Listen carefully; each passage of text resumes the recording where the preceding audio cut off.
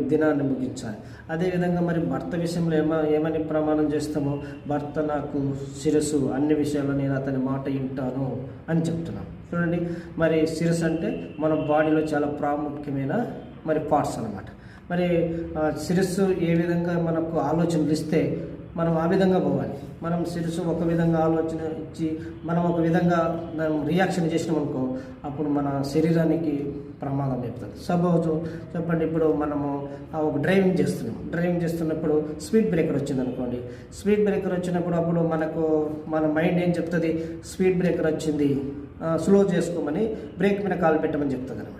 అప్పుడు యాక్సిలేటర్ నుంచి కాలు తీసి బ్రేక్ మీద కాలు పెట్టినప్పుడు స్లో అవుతుంది బండి. లేదు, నేను బ్రేక్ మీద కాలు పెట్టను, నేను యాక్సిలేటర్ మీద కాలు పెడతాను మనము మైండ్ చెప్పినట్టు మనం వినలేదనుకో, అప్పుడు బాడీ అంతా ప్రమాదంలో పడిపోతుంది. దెబ్బలు తగులుతాయి, ప్రమాదం జరుగుతుంది, బ్లడ్ వచ్చేస్తుంది, మరి చనిపోయే ప్రమాదం ఉంటుంది అనమాట. చూడండి, ఆ విధంగా అంటే హెడ్ అంటే మన శరీరానికి ఎట్లా మనకు క్షేమంగా మనకు ఆలోచన ఇస్తుందో, మరి దాని ఆలోచన ప్రకారం మనం వినలేదనుకో మనం చాలా ప్రమాదం లేదు. అదేవిధంగా భర్త అనే వ్యక్తి కూడా కుటుంబానికి హెడ్ లాంటి వాడు.